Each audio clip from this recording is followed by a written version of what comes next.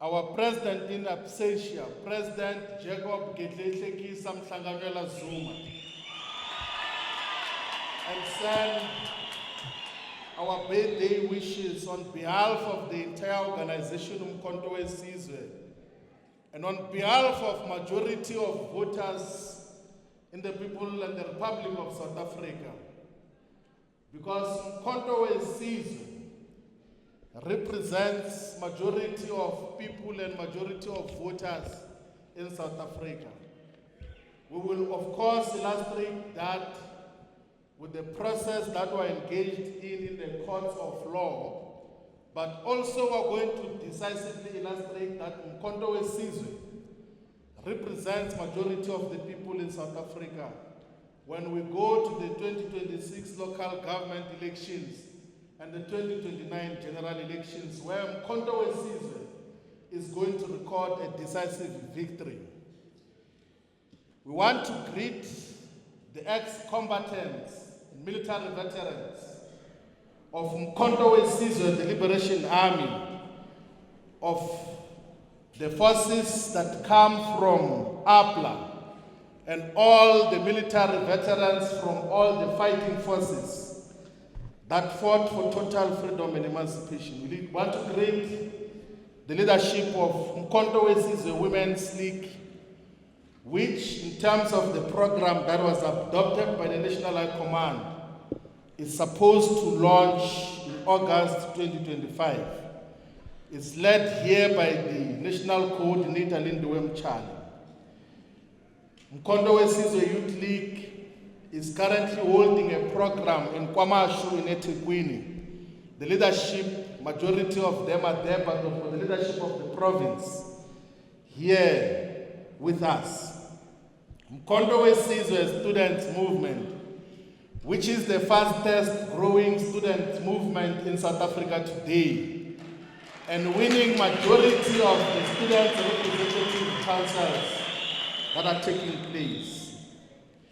Want to greet the leadership of Manda Ashu Workers Union of South Africa.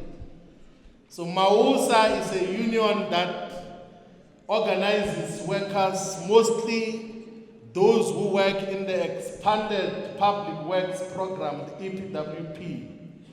So if you are a worker in EPWP, even if that job was given to you by councillors of other parties, you must know that there is the largest union that represents workers in EPWP, and it's called MAUSA. It's associated with uMkhonto Wesizwe.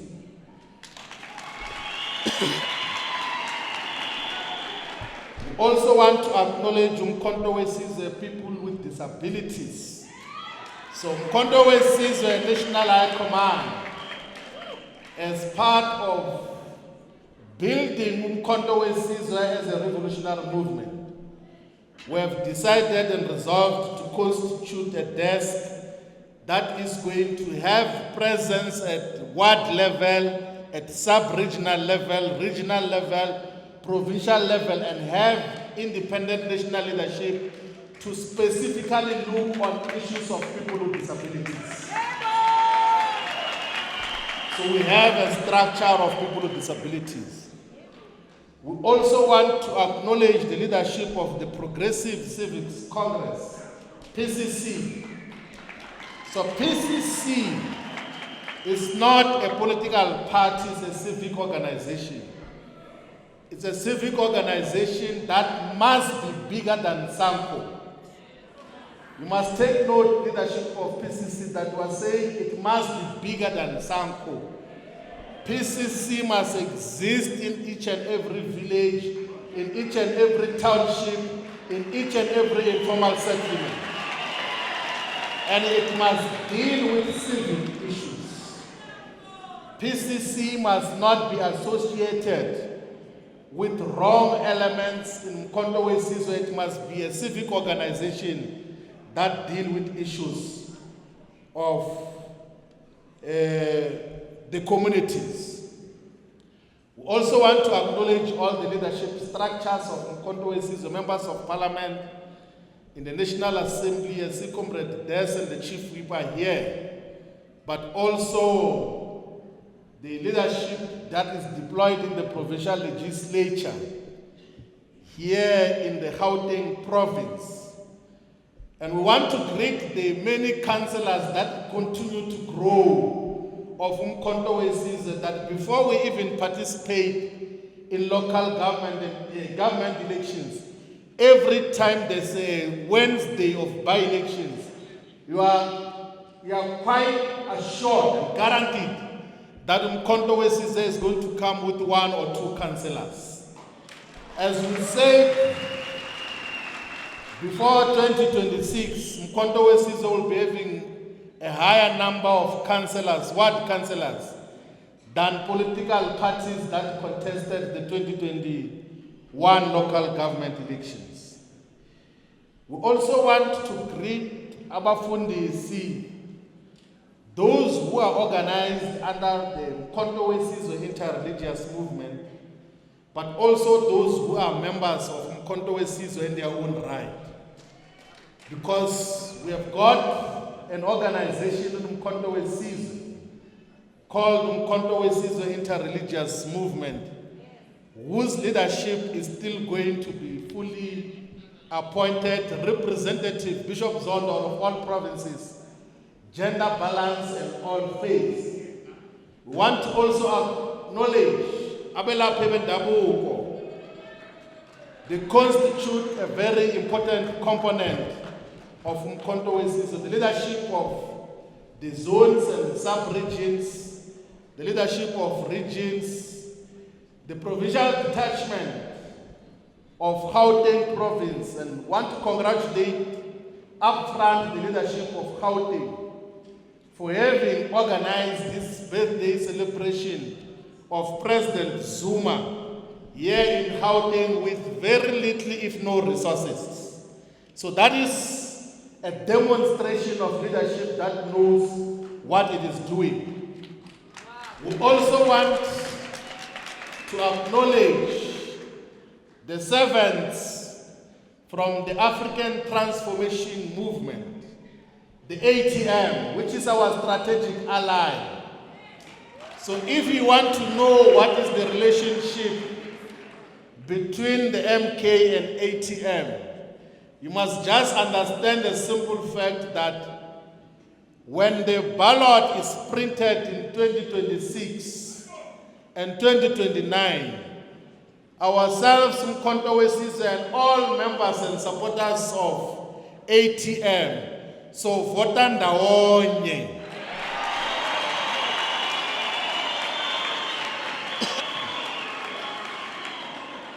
That is the strategic alliance and unification of all the progressive forces that we're taking. But most importantly, comrades, want to greet and acknowledge the ground forces of uMkhonto Wesizwe, who are the lifeblood of this organization. We are not going to have an organization without active ground forces that do work of the movement, and want to greet the people of South Africa who have joined us through different models and modes to interact with us. I want to specifically acknowledge Professor Sipho Siepe, who is going to speak today here as part of countering the narrative around President Jacob Zuma. Comrades, in all provinces today, the 12th of April, which is the birth date of President Jacob Zuma, we have got programs and different speakers and activities that are beginning to speak about the life and times, the revolutionary contributions of President Jacob Zuma. For many years, as a revolutionary, as a freedom fighter, even as a head of state and government, there have been so many reactionary and counter-narratives that wanted to portray President Zuma as incapable, as not knowing what he is doing.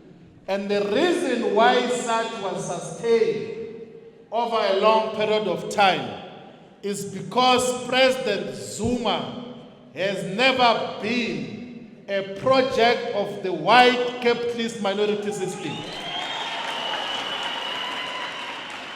There is not a single handler under apartheid, post-apartheid, even when President Zuma was in prison. There is not a single handler who can say that they handled President Zuma and they told him what to do. So all provinces are countering the narrative that seeks to denigrate, that seeks to erode the contribution of President Zuma in the struggles against apartheid, colonialism, and in the struggle for total emancipation.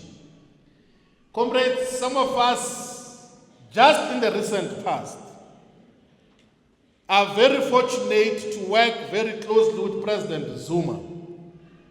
Although there is history which we can talk about elsewhere, but one thing that we can confirm, 5 features that define President Zuma, is that 1, he is a humble servant of the people. And that is what makes him great.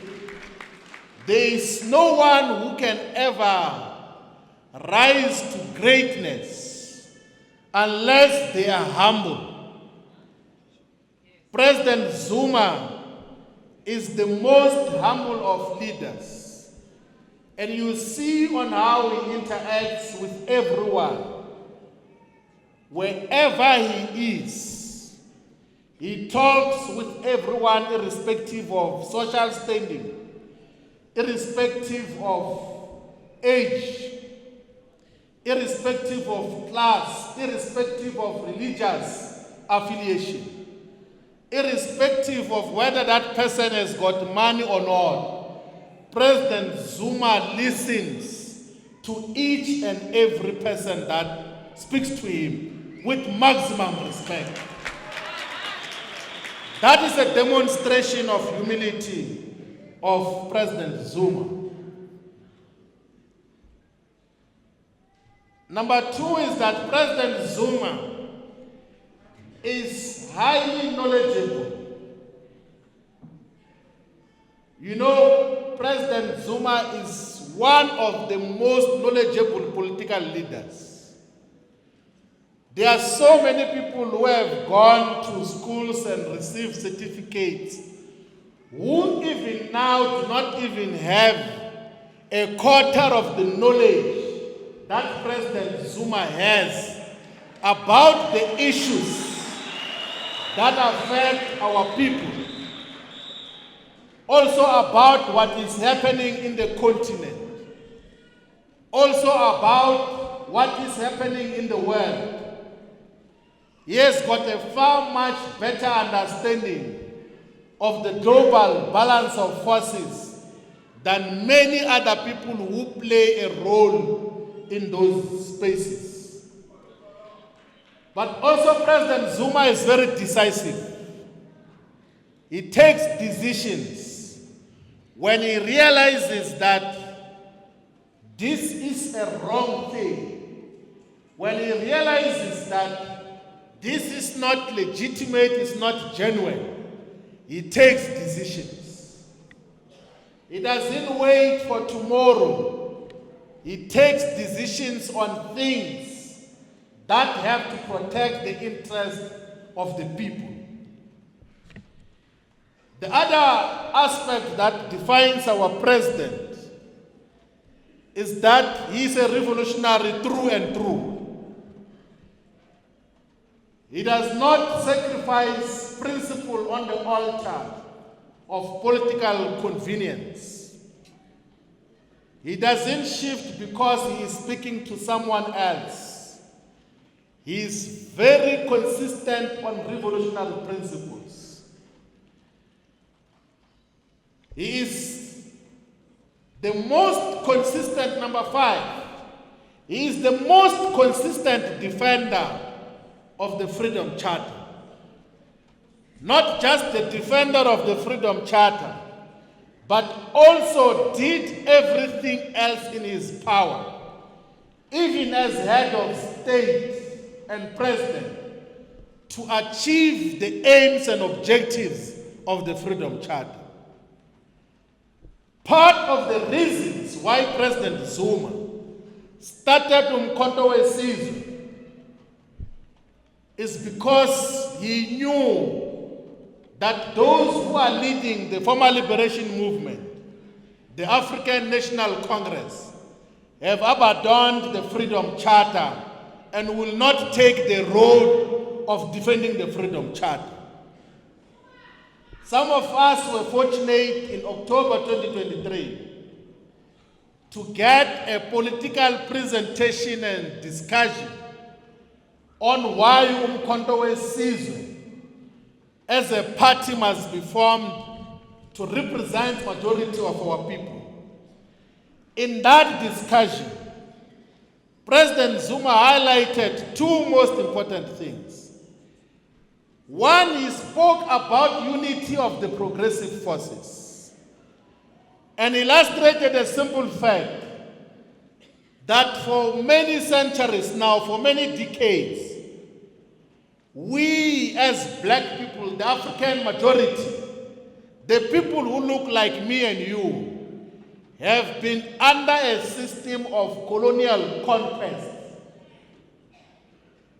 Whatever you can wish, even if you can listen to a motivational speaker or read motivational books that says that I am not conquered, all the material conditions and illustrations about us black people here in South Africa is that we are still a conquered and defeated people. That is shown by a simple fact that we do not own our own land. Majority of the land is still in the hands and control of the colonial invaders, the colonial settlers and their descendants. We are not in control of our own identity. We are still under the cultural domination of the settlers. Our wealth, our mineral wealth, is still under the hands of the colonial settlers. Our space is everything that defines us, is controlled by the colonial settlers. And President Zuma says the reason why in that situation is because in our wars of resistance against colonialism, we did not fight as a unified whole. The colonial invaders, they fought us in different battles. They were numerically, in terms of the numbers, they were far fewer than all of us. And to illustrate that, those of you who have studied history properly, go and check the battle which the oppressed majority won, was the Battle of Isandlwana. And in that battle, we were able to defeat the white settlers because numerically we were far much bigger than them. We had superior capacity to resist colonial invasion. But the fact that all other battles we fought as small and unviable tribes and clans, that is why we got to be defeated and subjected to colonial rule, which is still a reality to this day. Colonialism has not yet been defeated. Why? Because black people have been fighting in small corners. And that is when he said then that we need to unite all the progressive forces to fight for total emancipation. And that is the agenda that we understood very well, that what role are these small political parties playing when you know that You have demonstrated over whatever number of years that you can't take political power. Why do you still want to exist as a separate political party instead of consolidating and pursue a bigger cause for total emancipation? And he said that uMkhonto Wesizwe must therefore become a movement for unification of all genuinely anti-colonial, anti-racist, progressive forces to realize total freedom. And you know, in October 2023, the white parties and their puppets were already forming something called Moonshot Pact. That time, President Zuma says that don't pay attention to this Moonshot Pact. He says, what I know now is that the whites are going to take over the African National Congress.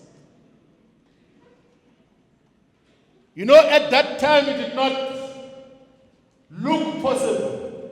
He says, I know now that the whites are going to take over the ANC and are going to form government together, and then they will continue to oppress us like they've been doing for many years. They are going to actually make oppression to be even far much more harsher on all of us. Long before there were the fake discussions on whether there must be government of national unity or so called, President Zuma saw it in October, even earlier than that, that the ANC is going to merge with the Democratic Alliance to further protect the interests of the white minority. And we, in that discussion, said, let's go and contest as different political parties that we must later on get to reunite to fight for our total freedom. So, comrades, don't ever listen to anyone who will say, no, President Zuma doesn't know anything. He knows properly what he's talking about. Do you know, in my other work when I was still growing up in my 20s, I used to work as part of the political educators of the South African Communist Party and COSATU and all its affiliates. And on several occasions, even before the Polokwane conference of the ANC, where President Zuma was elected decisively as the president of the ANC, he will come to conduct political education for a lot of COSATU affiliates. And the extent and depth of knowledge that he would give, you will realize he will make exact references to very complex manuscripts. He will speak without any reference to anything. The first part of the Communist Manifesto that speaks about that the history of the hitherto existing society is a history of class struggle. He will speak clearly about that and still be able to explain that as to what it means. He will speak with eloquence as to what dialectical materialism is. He will define what science is. Those of you who have watched the several videos where he speaks about science and scientific politics, he defines science and he simplifies it for everyone else to understand. He would say that science is knowledge that is gained through observation, critically proven, assessed, and found to be true beyond any reasonable doubt. And we ourselves as students of the revolution, we got to understand that much more clearly. You know, in September last year, when uMkhonto Wesizwe was adopting the constitution of uMkhonto Wesizwe, he spoke at length about the global balance of forces. And part of the things that President Zuma was saying then, last year, he said that if these people knew what is coming, they were going to intensify our trade relationships with our friends in the BRICS bloc, because when he realized that the West is taking a different shape, he's the one who went to join BRIC, Brazil, Russia, India, and China. It became BRICS because of President Zuma and the addition of South Africa.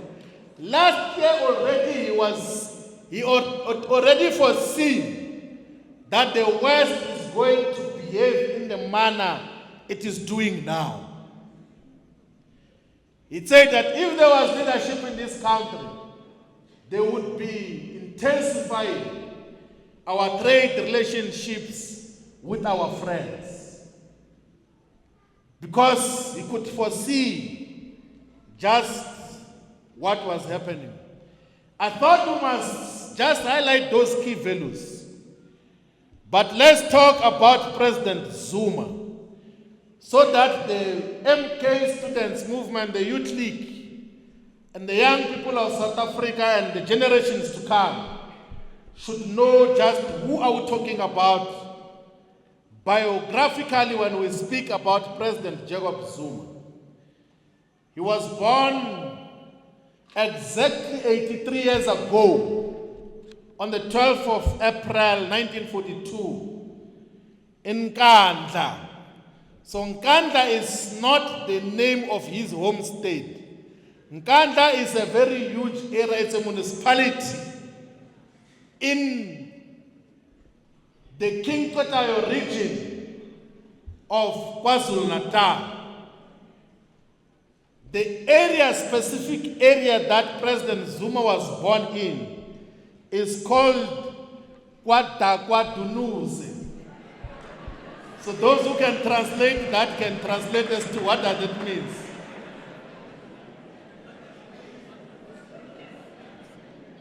And he spent most of his youth and early stages in KwaDakwaDunuzi. But at the age of 17, he joined the African National Congress. Because when he joined the African National Congress in 1958, 1959, it was still the only fighting instrument in the hands of black people. Black people did not have a vehicle to fight for their emancipation. There was no any other instrument to fight for total emancipation. He then joined the African National Congress. He actually says that when he was joining, I heard him say that myself, that he was so fervent to join earlier that he had to not give his correct age so that they could allow him to join the African National Congress. He later on joined the South African Communist Party, recruited by one of the great trade unionists called Moses Mabhida, who was the General Secretary at some stage of the South African Congress of Trade Unions, SACTU, who also became the General Secretary of the South African Communist Party. So President Zuma, amongst others, is a product of General Secretary Moses Mabhida.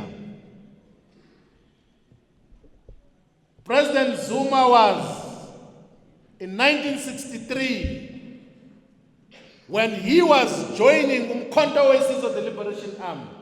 Now let's understand this clearly.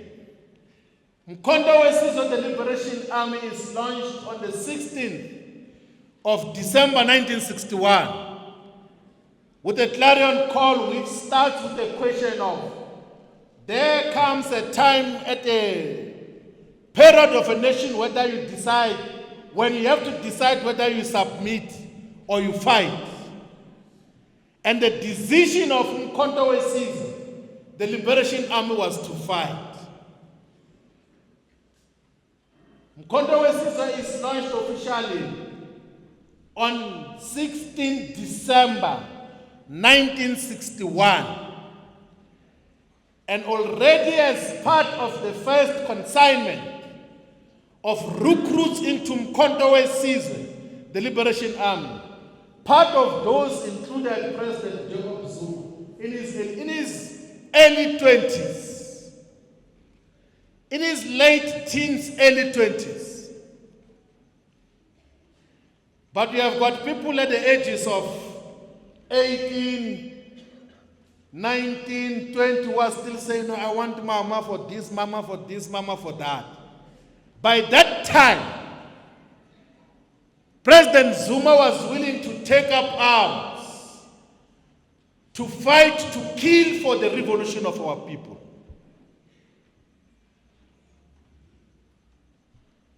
And he was then arrested in 1963 at the age of 21 and sentenced to 10 years in prison. He was then taken to Robben Island for exactly 10 years. And he spent the 10 years in Robben Island, not just as a prisoner, also as a student of the revolution, as a student of what should be done, what is to be done. Amongst his many teachers in Robben Island was Comrade Harry Gwala. President Zuma speaks fondly and memorably, vividly about the political schools that will be run by Comrade Harry Gwala in Robben Island.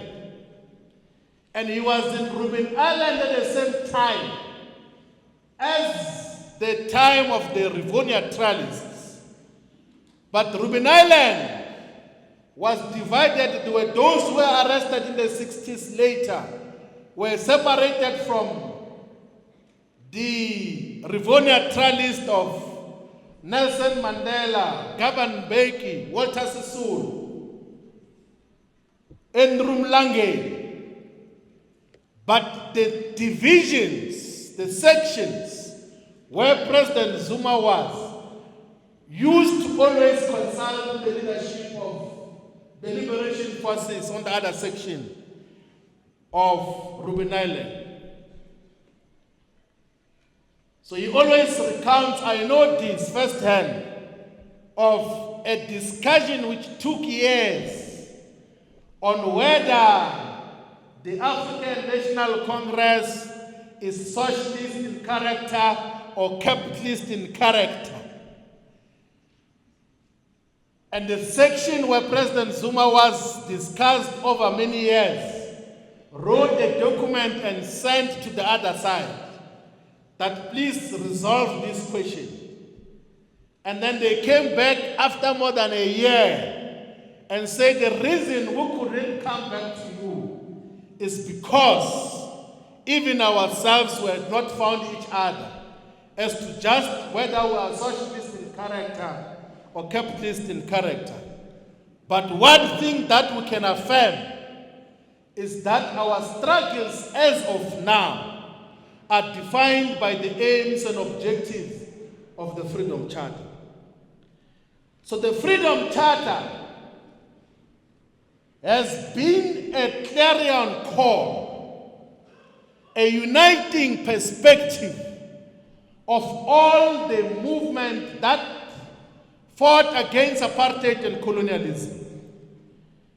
Do you know the African National Congress was never a threat to the colonial and apartheid government until the adoption of the Freedom Charter. Until the adoption of the Freedom Charter that said that no government can claim authority over the people unless it is based on their will.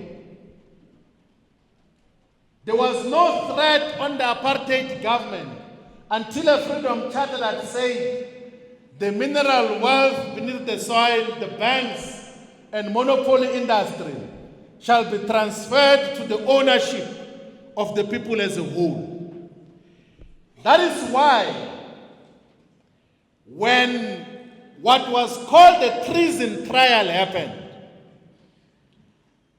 when the leaders of different progressive formations were arrested, when they were taken to court, the prosecutors exhibit one in the evidence of treason was the Freedom Charter. To say that you advocate for this communist document, you advocate for this document which wants to take away white domination over the economy, white domination over society, white domination over political power of South Africa. So Exhibit 1 in the court of law, the treason trial, was the Freedom Charter. And that is the ideals that President Zuma stands for. Make no mistake, you can go and listen. All of us now have got access to the so many perspectives and the interviews that President Zuma does. When he was in Ghana on the 7th of January 2025, on the 8th, he conducted an interview with Channel 1 TV. You must attentively listen as to how he places the Freedom Charter at the center of our struggle as uMkhonto Wesizwe. You must listen to the interview he did substantially with RT, like Russia Television, and how he places at the center of our struggle the Freedom Charter. And why is it relevant is because it has been a clarion call for all the revolutionary forces. So if you have not yet come across the many other documents and perspectives of uMkhonto Wesizwe, just go and read the Freedom Charter and understand what it says. Our Constitution now says, amongst other perspectives that are going to drive the agenda of uMkhonto Wesizwe, will be the Freedom Charter. So President Zuma learned and understood the Freedom Charter and its essence when he was imprisoned for 10 years in Robben Island as a political prisoner. He was released in 1973. And in that intervening period, he then got married to Makumalo. It's very important to say that. And then, that is 1973, got married. 1974, he then led the African National Congress underground formations in the Natal province. In 1975, he went to Swaziland. He was going there for a mission. He was not going first to be exiled for the many years where he was exiled. He was going on a mission with an understanding that he's still a newlywed young person. Just going to Swaziland and had to come back, but when he got there, he was then instructed that he must remain in Swaziland. That is when his exile years began. He spent all the years from 1975 until the early 1990s in exile. He was a chief representative of the African National Congress in Mozambique. He led the intelligence department of uMkhonto Wesizwe, the Liberation Army.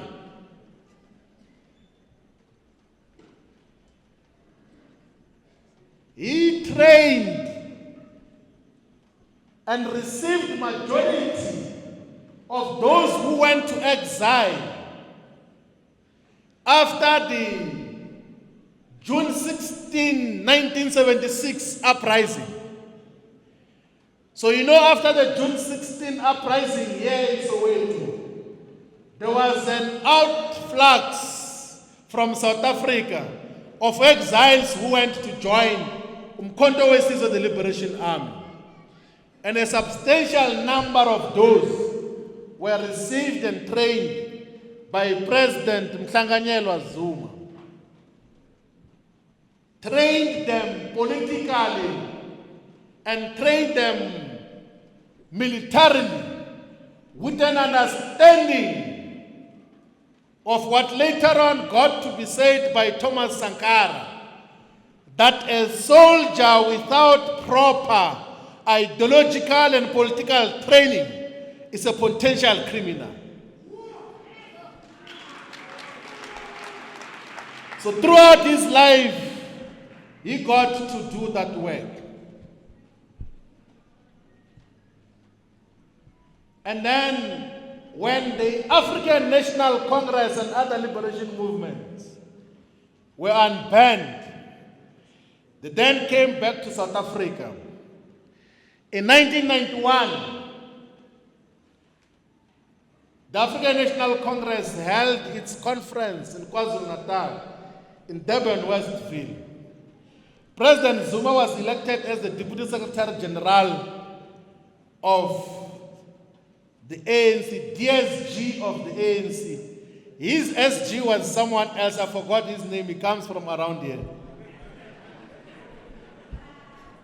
And he knew then that it was a mistake for a liberation movement to elect whoever was his SG when he was a DSG. But he remained with humility. So here's the situation, 1991. He is a national official of the African National Congress.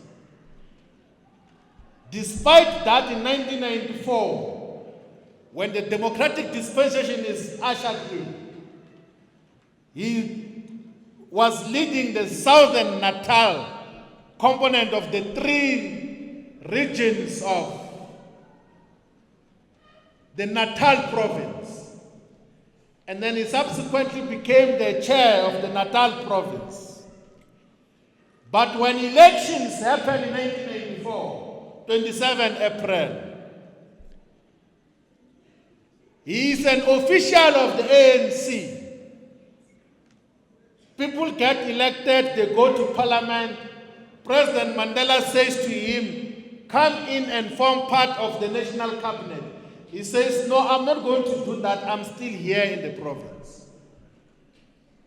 He then, with humility, participated in the government of KwaZulu-Natal, which was led by the IFP. That demonstrates humility, comrades.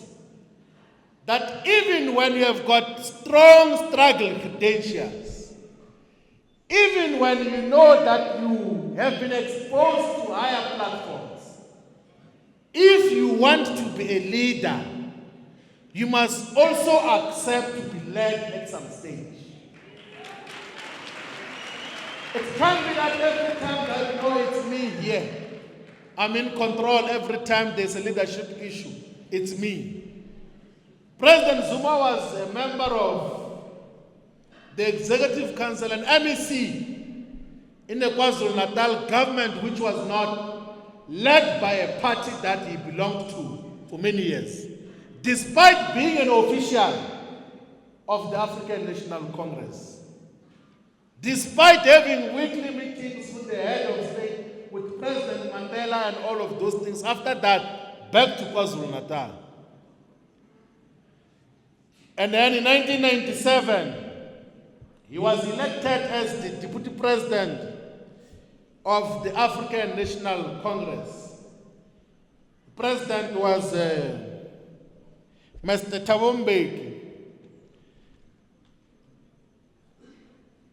And during his term, he allowed to be led. Even when he was undermined, given lesser responsibilities, treated with disdain by President Mbeki and his lieutenants. The abuse of President Zuma happened when he was a deputy president of the ANC. Left, right, and center. All sorts of charges concocted against him. Threatened with imprisonment every day. Appointed Deputy President of the Republic of South Africa in 1999. And later on got fired in a humiliating way.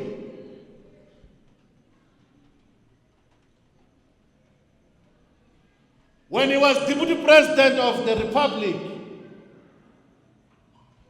President Mbeki took all the powers which he had himself as deputy to President Mandela, and possibly left President Zuma with convening the South African National AIDS Council. But the strategic powers which Mr. Mbeki had when he was a deputy president were shifted away. He undermined, denigrated him, and later on said, "You are potentially going to be charged in a court of law because you are potentially corrupt or you are corrupt.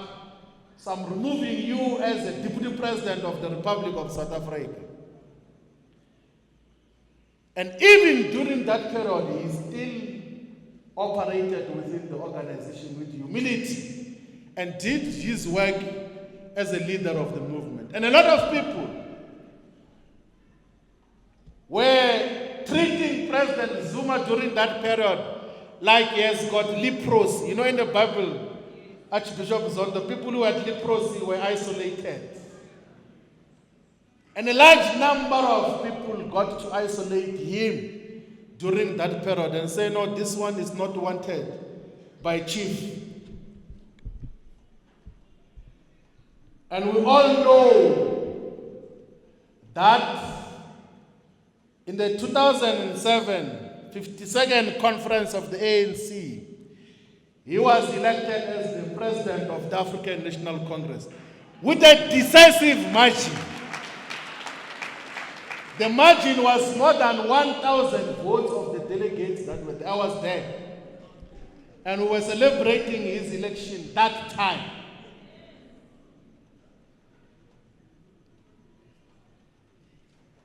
And you know, this is what happens. 2007, he's elected president. 2008, we at that time get elected as the National Executive Committee of the African National Congress Youth League.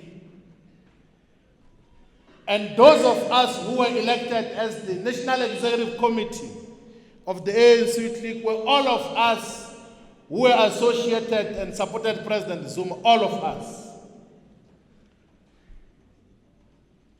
And then in September 2008,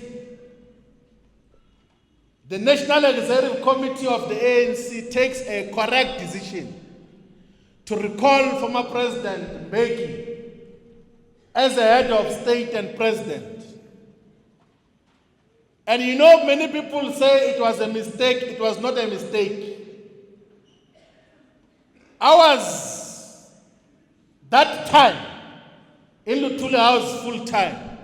Spent 5 years in Luthuli House full time. I was the national spokesperson of the ANC Youth League. So we naturally would participate in all gatherings of the ANC. The arrogance and the disdain that President Mbeki showed on the ANC leadership that time was unparalleled, was just unacceptable. There was no way the National Executive Committee was not going to recall him. Do you know, at the beginning of each year, there must be a luhuta that discusses of the ANC what government must implement. He will come there and say, no, we cannot release some of these documents to you guys because these are top secret. Cabinet is going to decide. He had created a dichotomy between the ANC and government that time, 2008. And then the National Executive Committee of the ANC took a correct decision to recall him as the head of state and president. Even when President Mbeki was recalled, when President Zuma was the president, he did not say that I'm going to enter now. He didn't do that. He said, no, let's take Deputy President Shivambu to be the acting president. Me, I will come in my own accord.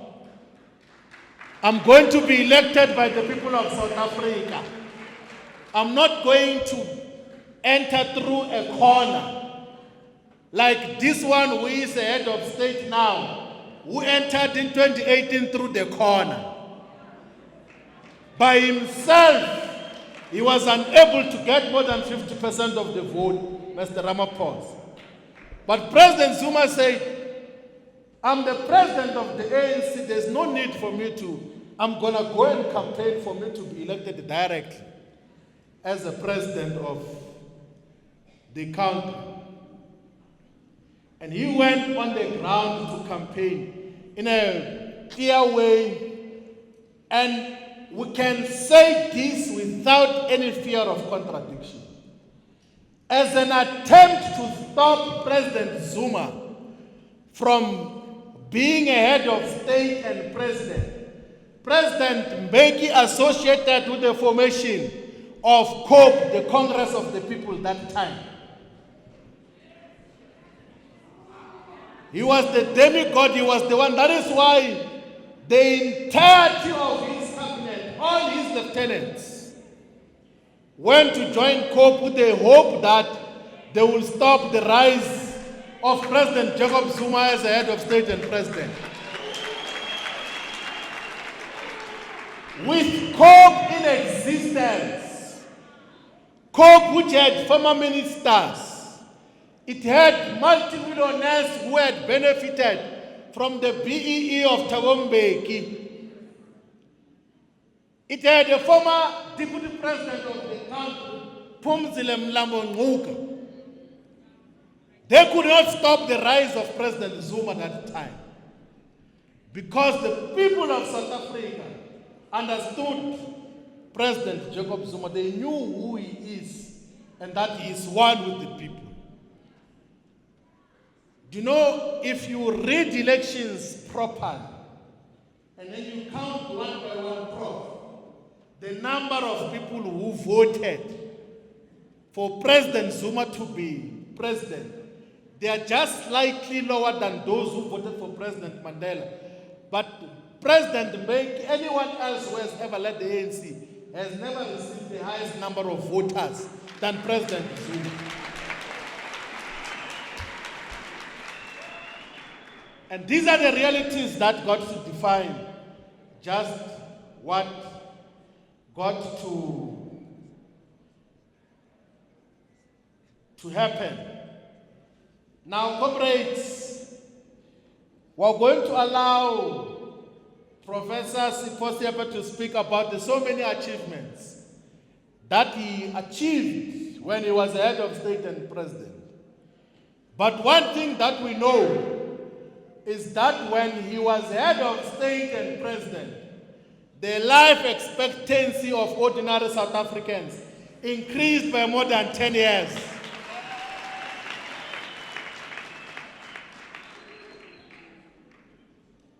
when he was head of state and president, the doors of learning and culture were opened.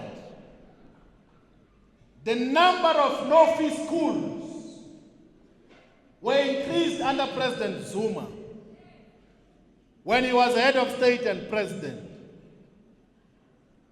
When he was head of state and president of the country, he kept peace. You will know historically he had negotiated the peace in Burundi, but there was no conflict in the Democratic Republic of Congo. Why? Because President Zuma paid particular attention to the Democratic Republic of Congo. You know, when he deployed the ground forces to go and keep peace in the DRC, he also had an Air Force base behind the ground forces. Air Force base, South Africa has got the biggest and most sophisticated air capacity in terms of military. And the rebels knew that if you touch the South African peacekeepers or peacekeeping mission, you won't be able to counter the Air Force. That is why during his presidency, there was peace in the DRC. And he used to go himself to speak to the soldiers on the ground and inspired them and explained to them the necessary vision of keeping the DRC and the entirety of the African continent safe. The reason why South Africa has lost 14 soldiers now in the eastern part of the DRC is because there is no more air capacity to counter the rebels. Because Ramaphosa has surrendered the military capacity of South Africa. Everywhere else is supposed to find expression. So South Africa is vulnerable to even village armies, to even security companies. They can just intimidate our soldiers because we do not have the capacity which President Zuma got to build. But also President Zuma empowered black people. It's not a secret even statistically. You can prove that more and more black people were getting richer and their lives getting better under President Zuma.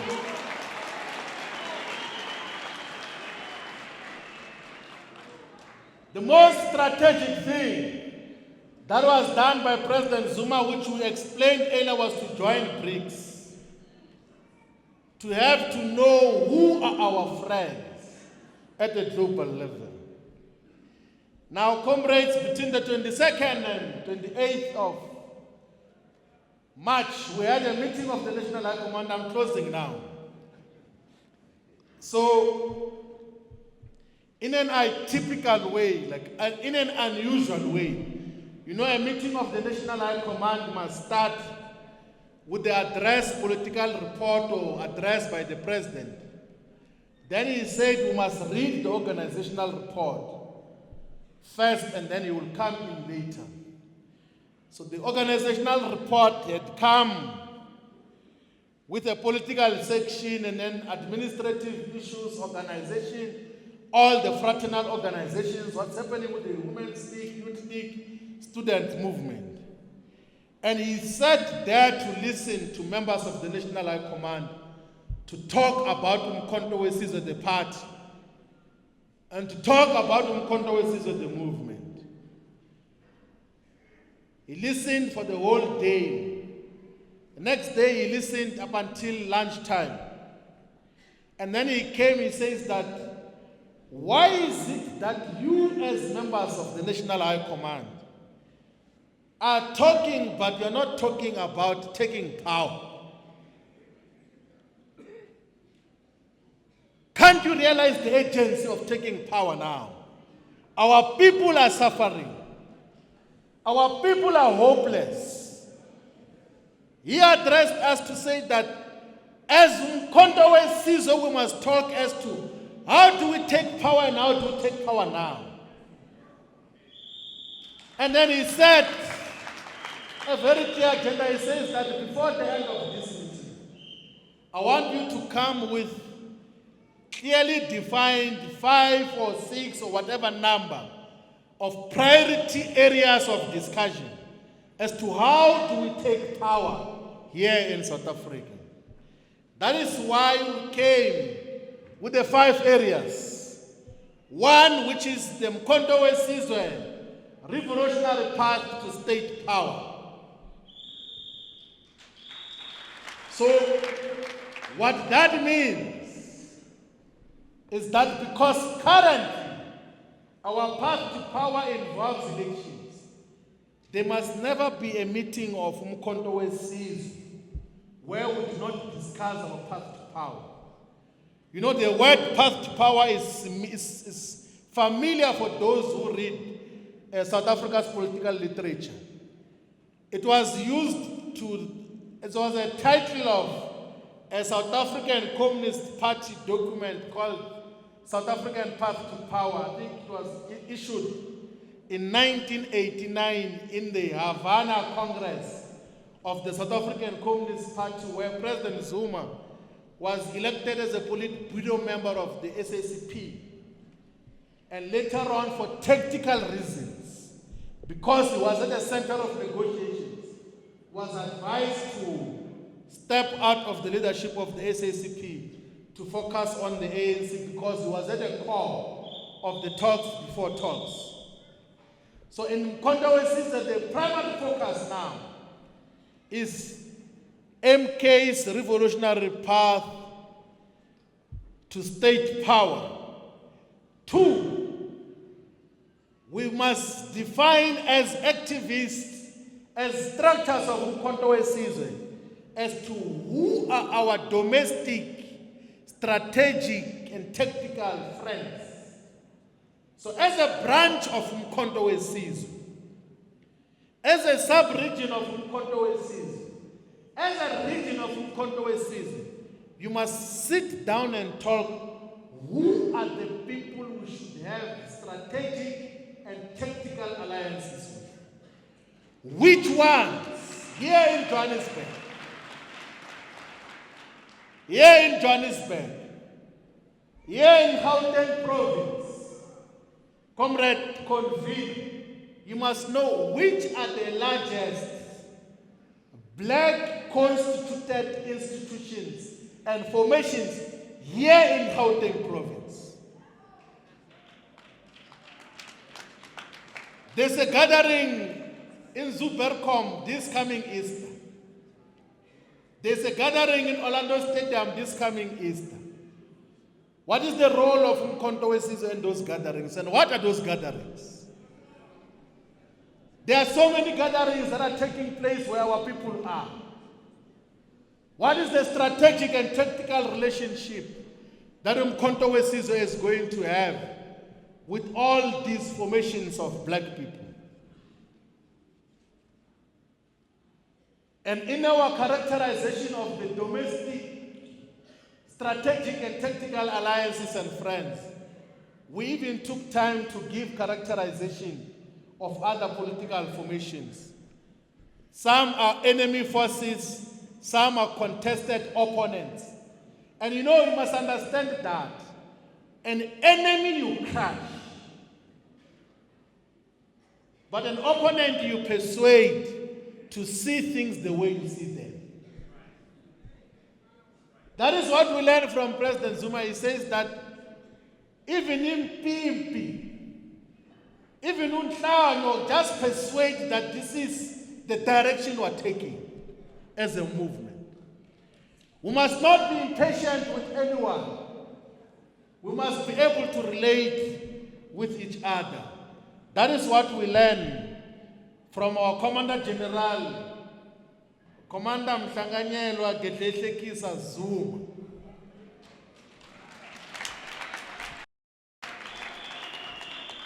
The other aspect, comrades, is who are our friends at a global level, at an international level.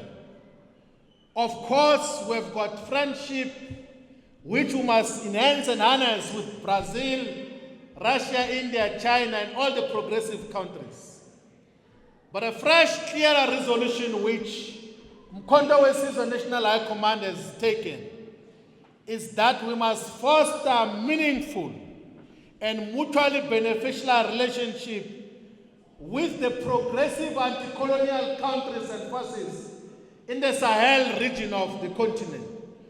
We must associate with Burkina Faso and Captain Ibrahim Traoré. Long live Ibrahim Traoré, long live. And we must associate with the progressive forces in Niger and Mali. Of course, we want a democratic change of government, but the overthrow of the puppet regimes of France in the Sahel region was progressive.